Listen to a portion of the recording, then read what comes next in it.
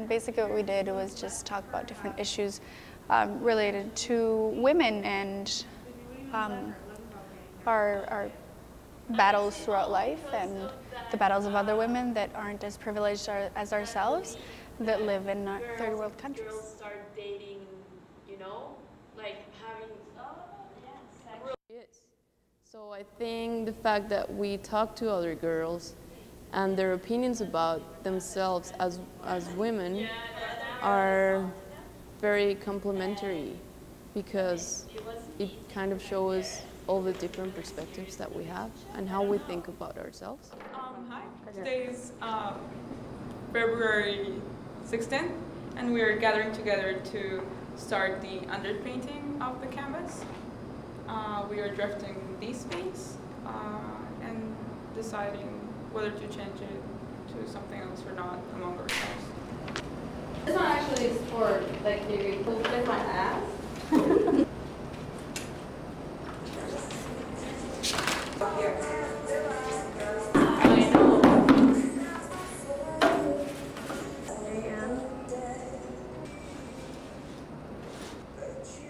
Melanie had mentioned about Spivak. I wasn't very much aware of the writer, but now I am, and it really interests me how like can the subaltern speak.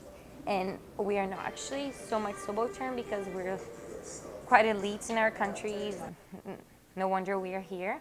But we have faced prejudice. We have faced I don't know, discrimination because we're women, because sometimes we're from third world countries. Yeah, we are looked down. But you know, I was reading the other day how like feminist movements, most of them, they criticize each other and they attack each other. Like, you know, like sometimes we're all just women here, and then like a woman, like a young one, passes in the street with like an old man. We're not gonna say, oh, who maybe like try to think. We're gonna judge her. We're like, oh, that's gross. Oh, blah blah. And I was reading, why are we doing that? Because they are women like us. Why aren't we like, you know, like connecting and like joining the, you know, kind of thing? You guys know what I'm talking about? Yeah. For me, it's really hard to define what you want. Like, what do we want? We don't know that. I grew up in this family. I still feel like the women are treated differently, but at the same time, I'm not saying it's in an inferior way or anything.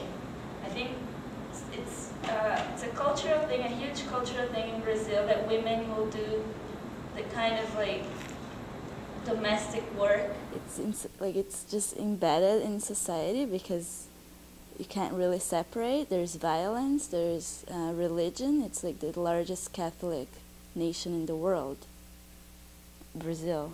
Like, for example, in my dad's family, that they don't have like maids, all the women will do the work. My mom's family, everyone has a maid, but all the maids are women. First of all, carry the baby, so like, naturally, like biologically, there is a big difference. And then I think it's hard to isolate and separate what's like social and what's biologic, what's a result of like natural, you know. Yeah.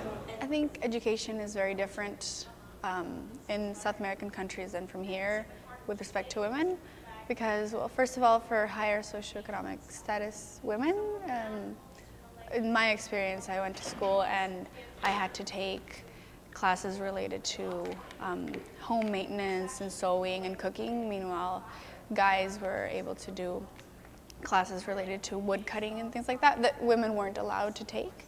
And in a lower socioeconomic status, I think that women don't even have the opportunity to go to school. They are kept home and they help their mother, and it is a lot more important for the boys to get an education because they don't really see their girls having any opportunities in the future. It's completely social. Oh my God, in Guatemala, in my class, like we had a clase de manualidades, which is like handcraft, and the boys had a class of wood things. Woodshop. Woodshop. In Guatemala, I really wanted to play soccer and baseball, and just because of the fact that I was a woman, then in those days, in my days, they didn't have any teams to be able to play. When I was little, I really wanted to play soccer, and about 10 years ago that I would say, oh yeah, I want to, study medicine. And they would be like, are you sure you want to have a family? Like, you're not going to be able to have a family and be a doctor at the same time. Because of all the beliefs that, that men are the chosen ones, that has actually made women second-class citizens. No, that like Catholicism and a lot of like the Christian, well no, mostly Catholicism, like woman was created for man. Man was lonely. She was created from his ribs. Yeah, man was lonely, man needed company, so God was like, oh, let's make him a little companion. All South American countries are predominantly Catholic or Christian, and they follow the Bible very closely. Yeah, why are we even alive? Thanks to man, because we were created for him.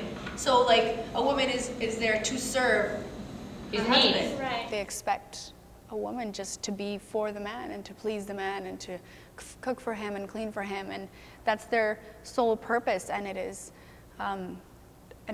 a law of God, so why challenge it? And if you're a woman and you challenge that, you are seen as sinful. It's a matter of developing an awareness of women's position in the world, or mostly in our countries, and doing something about it, or at least with that awareness already there, we can take a position different from just being passive. She was sexually abused by 2 of her cousins, and she came out about it. She told her whole family about it.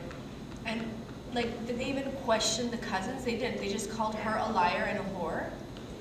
And they like banned her from the family, because it's a lot easier to just say, no, that didn't happen, you're the whore, than actually accepting, yeah, our cousins are sexual predators.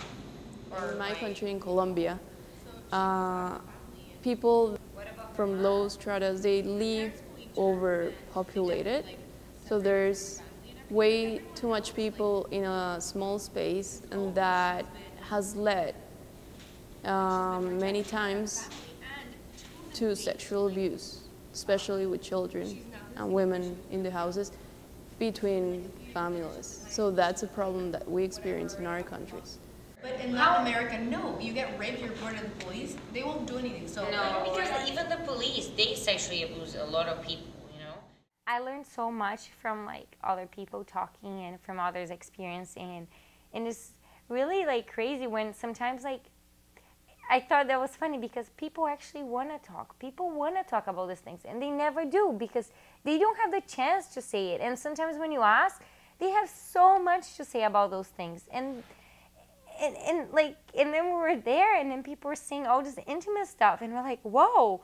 And so it was kind of crazy. I found out a lot about so many people. I found out about sexual discrimination, about how... No, it's the head of a dolphin. No, it's a bird. Look, it's the head bird. Oh my God, it so looks like a dolphin. It is a dolphin. It is a condom and a bird, not a dolphin. What is it?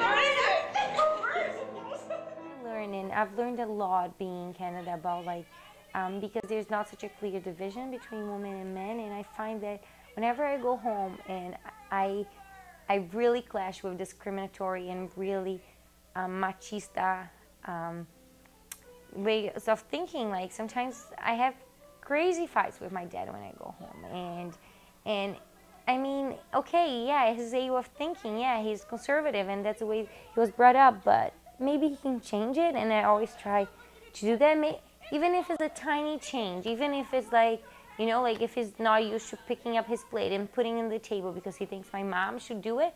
Well, if I tell him that his hand is not going to fall off if he gets his plate and if he starts doing that, that's some change. I mean, it's not a huge, it's not an impact to the world, but it's just like putting him in a different place, and I think that is important.